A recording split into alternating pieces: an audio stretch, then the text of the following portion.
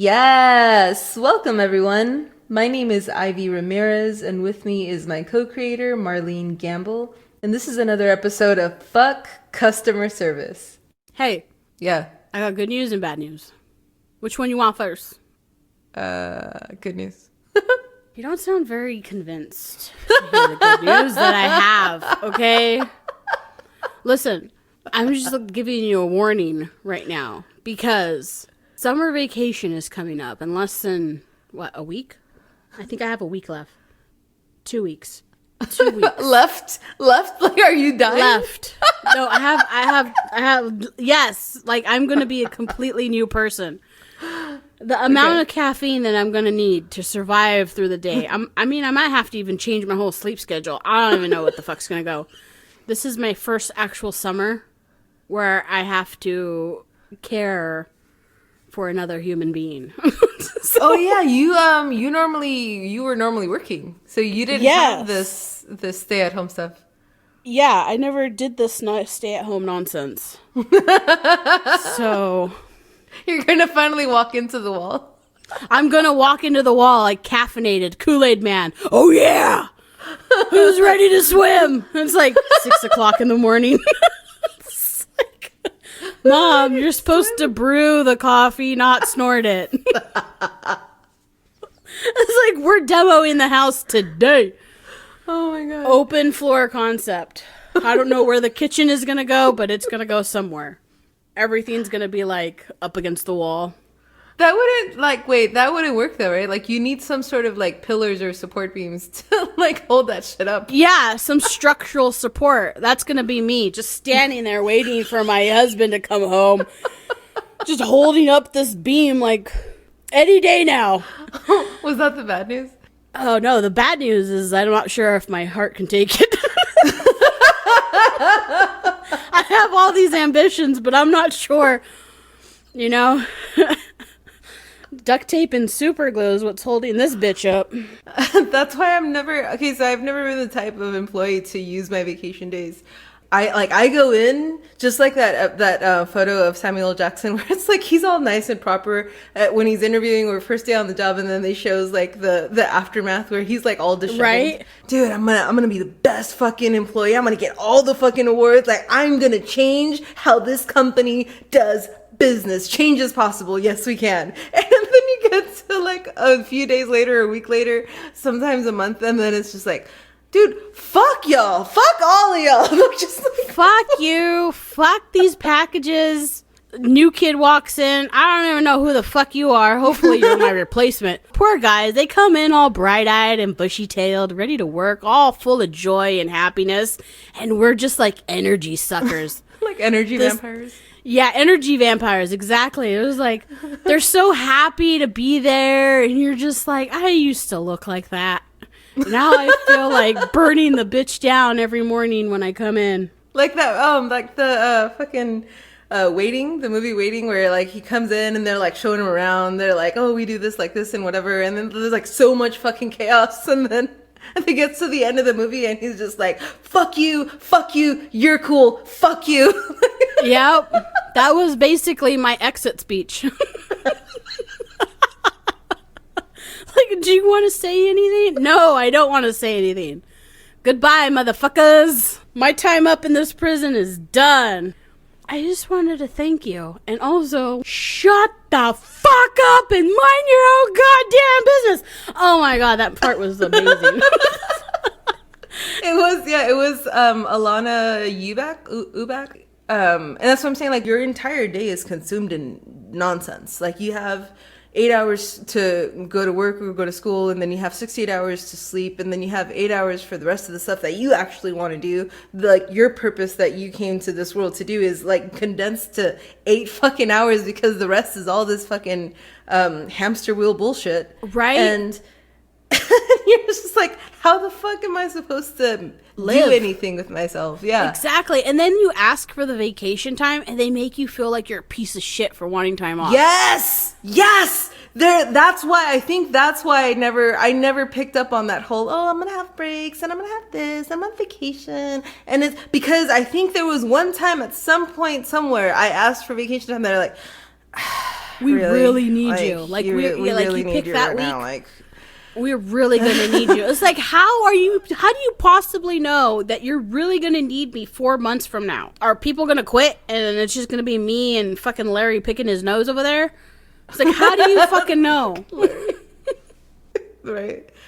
Yeah, then it's like, I know you have people who say, well, I mean, 68 hours, you don't really need 68 hours because, like, rich people don't sleep. And it's true. Rich people don't sleep as much. That is true. There's no urgency behind their day. Whereas to us, like, we're so limited by, oh, I'm living paycheck to paycheck and I need to, like, I need to make sure that I have enough for bills or for rent or for this or for that. It's like all of that shit, like, bogs your mind down.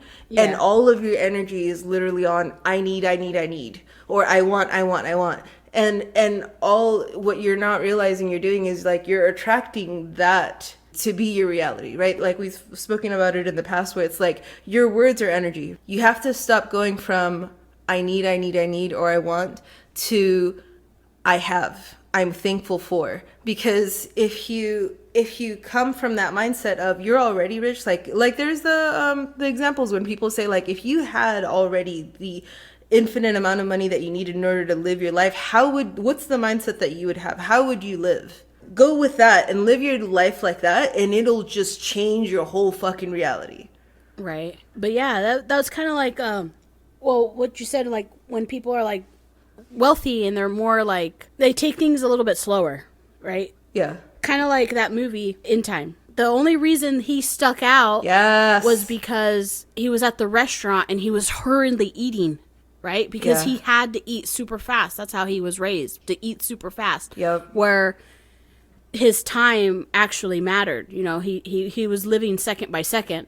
Yeah. And everybody else around him is just, you know, they didn't have to rush because they have all the time. Right. Exactly. Exactly that. Yeah. So when he had the extreme amount of minute or hours, how much was it? It was like 116. Like 106. Yeah, 116 years. He was still in a rush. Like, he couldn't shake that feeling that everything had to be done with a purpose, basically. Urgently. Like, it had to be done, quickly, And so you think about it, like, so we're kind of going into that reality of time literally does equal money. Like, we're having to give so much of our time just to survive. Yeah. And that was a whole plot thing in the movie too, because, like, they were doing what was it? It was almost like population control, and they would raise the prices. Yes. Every time, like, they would get paid. Yes. So when they would get paid, the prices would go up because they knew people had money, so that they couldn't save, or so that they couldn't get themselves out of the situation, the prices would go up. So, you know, like the bus ticket that the mom had to get, she couldn't afford to get the bus ticket home because it went up a whole another $1. Right. So, which was bullshit, by the way. That fucking part, fucking pissed me the fuck off because, okay, Justin's character, all right, wakes up in the morning with this guy he just saves from the bar who has 116 years on his clock. So he saves him and he tells him, I'm not going to rob you. You know, I just wanted to help you, whatever.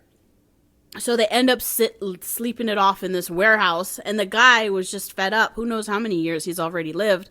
And he just wanted to end it. That's why he went to the shit town, you know, the shitty part of the time zone or whatever.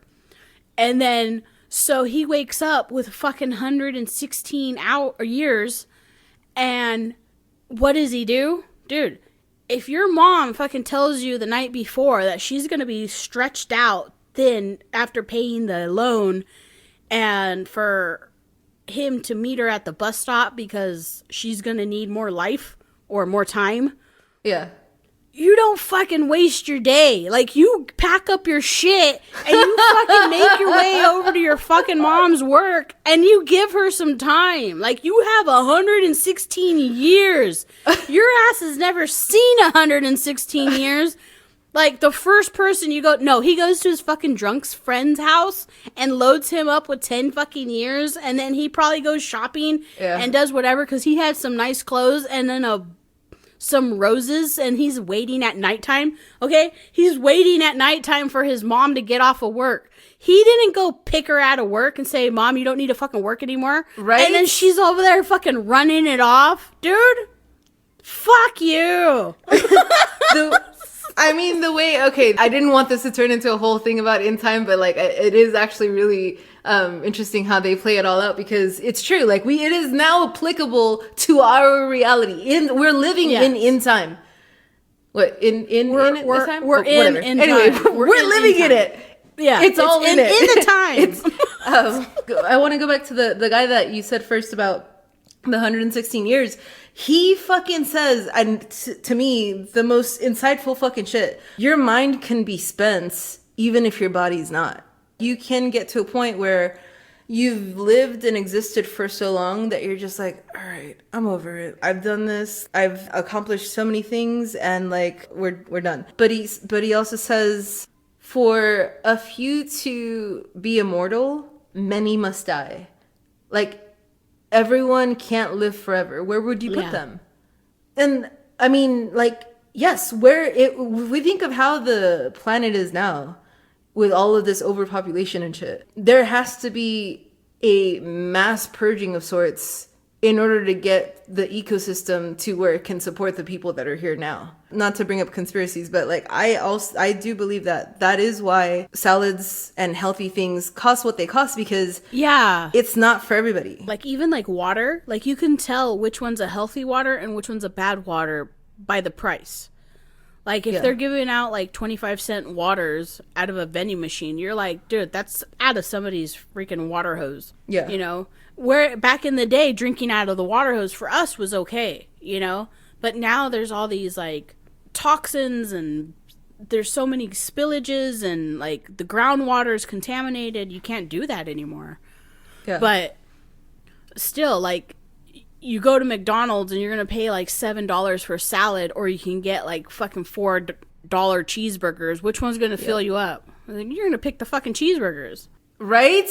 But anyway, so then Henry's like, if you had as much time on the clock that I do, like, what would you do with it? And JT's like, I'd stop watching it. And I'm like, oh my God, like, oh my God, and that's what I'm saying is, like, if you can get your mindset to the point of, like, you have everything you need. You don't need to yearn this, like, not to say that once you're rich, then you have no aspirations to do anything with your life. Obviously, you are still, you're just unencumbered by it. Yeah. Well, and then the whole thing with the girl that he steals from the wealthy side of town. And she's down to like the last 30 minutes. She's freaking out. And then he's like, here, I'll give you a day. What can we do in a day? It's like, we can do a lot in a day. Yeah. It's like, that's how we have to live our lives. Like, literally, we are living day by day by day by day. So what are you going to do today that's going to make you happy and fulfilled, you know? You're going to go to the park, or you're going to spend time with your kids, or you're just going to bitch all day at work. Right? Because what are you going to remember 30 years from now? What are you going to remember? Are you going to remember the episode of Sons of Anarchy that you were so into that day? Or are you going to remember the first steps your son did? I remember when that episode... No, you don't fucking remember what's on TV. Yeah. You remember the people around you. So if you're always just like coming home, you're stuck in that routine, like coming home, eating, sitting on the couch, watching TV, going to bed. You're just working to work. Yeah. I said that wrong. You're just living to work. Yeah. Indirectly, like this was not on purpose, but afterwards I thought about it and I'm like, you know what? I kind of like it. I kind of like it because our episodes are about 24 minutes long, give or take a few seconds. I think one episode was almost 25, but was still like managed to be under.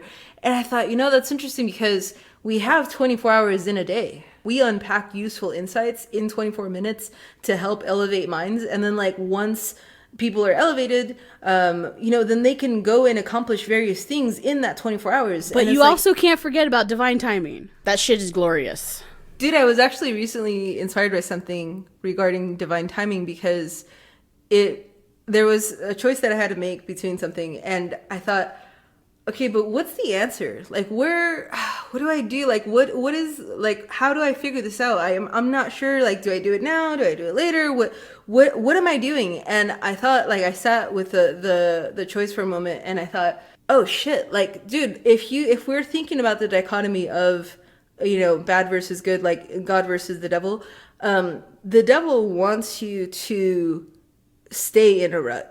The devil wants you to stay chained to your 9 to 5. The devil wants you like that. That is what the plan of the enemy is to keep you shackled to poverty, shackled to mediocrity. What you're supposed to do, right? The way that you break out of that is to trust in what you don't know. But because, like we were saying before, because we have that fear of, well, I don't want to leave the cave, then you can't ever make the switch. Then you're just gonna be in the cave, because if what you're trying to do pushes your comfort zone too far, then you just quit and you're just like, oh, okay, well, I'm just not gonna do that. But the thing is, like, if you trust in things like divine timing, if you trust in spiritual things, and you feel that moment of, dude, this is the time I need to go now, then this is the time you need to go now. Like, you need to do it now. Yeah, even if everything isn't lined up or you don't have the money in the bank or whatever, it's like you get that urge, you need to go. Right. All of that shit is what's holding you back. Like, you think that, like, you're gonna have all this shit lined up. Bro, life is not a straight line. Let me tell you. It is a whole clusterfuck of fucking, like a ball of yarn that's just like all, or wires that are all disheveled in a little fucking pile. Like, that's life. All of those fucking hoops and shit and this, that, like, is all together, like, keeping you from seeing the end of the rope or seeing the end of whatever, the cable. Like, that's life. And you have to fucking get from point A to point B some fucking how. But people get stuck. They hit that first little snag. And it's just like, oh, I can't. I'm just going to throw this away. I'm just going to buy a new cable. And it's like, but you can't always buy a new cable, bro. You can't always just check out a life and be like, okay, cool. I'm out. Deuces. You have this life. You're here now. And you got to fucking figure that shit out. So when I was sitting there thinking about how this, what my answer was, it came to me in a way that it was like, you have the answer. You know that you're in a position right now where you can do this thing, jump out of the plane without a parachute. And I'm like, what? what do you mean jump out of a plane without a parachute? It's like, because the point that, again, that I was getting from God in the moment was, it's not that you're jumping out without a parachute. It's that you could fly. You just don't realize that you could fly. You think you need the parachute. You think you need the safety net. You think you need to be there, having everything line up and be so effortless. And it's like, you can actually fly, though. Like, metaphorically. If you jump out of that plane, you're not going to fall because you're going to take flight. You could either go live your best life, or you could stay on the plane and land safely in a reality of mediocrity. We forgot we had wings. You're gonna make me cry. Oh my God.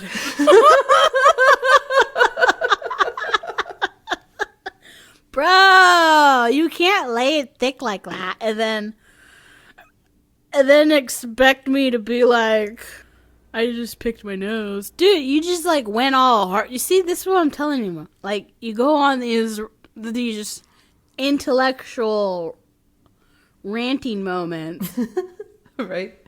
Well, you have... And then you want me to be at that same level, and I'm just like sitting here like, holy shit.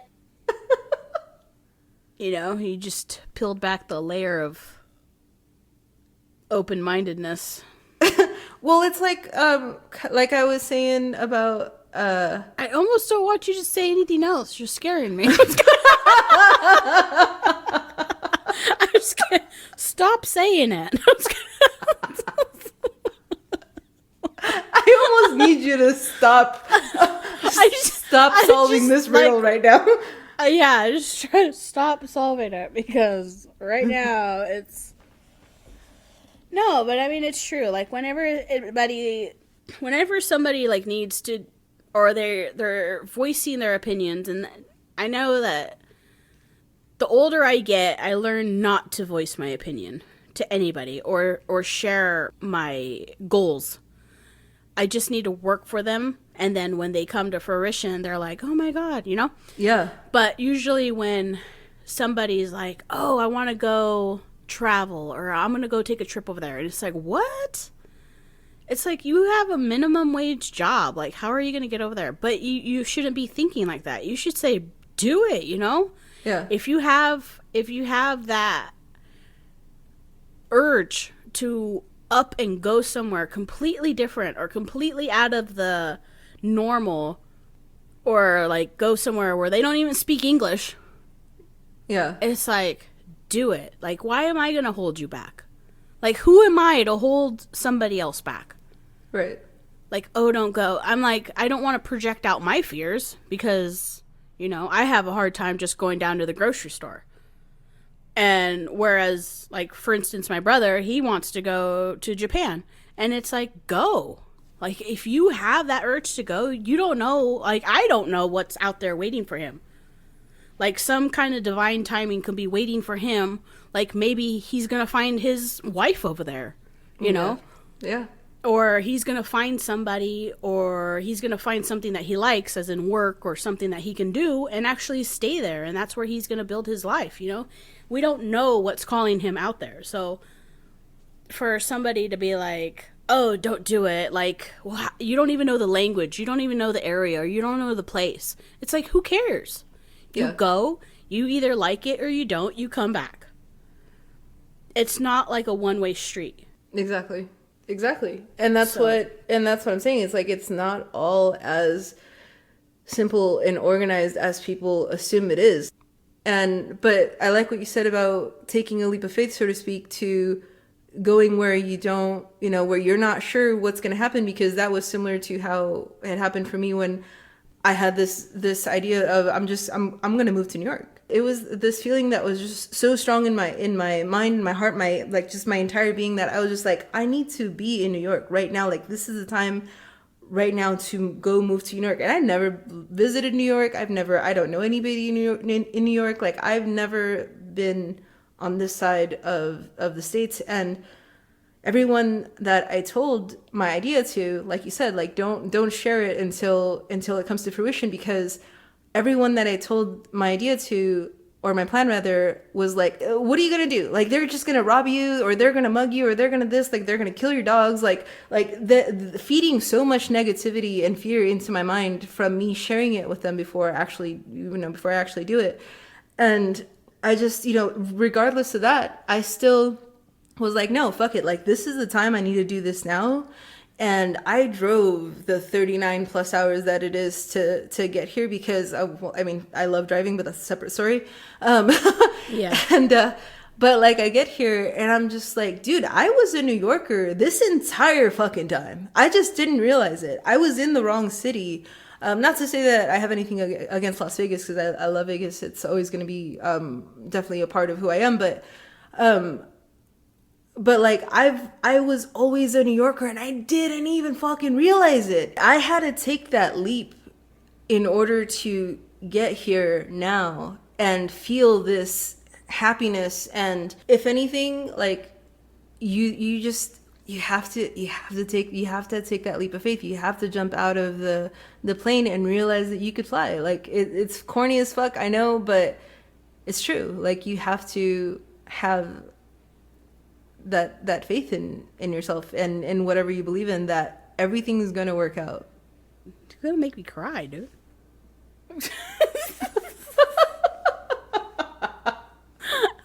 Just be decent. Just be decent. Do what you like. I don't care. Do whatever the fuck you want.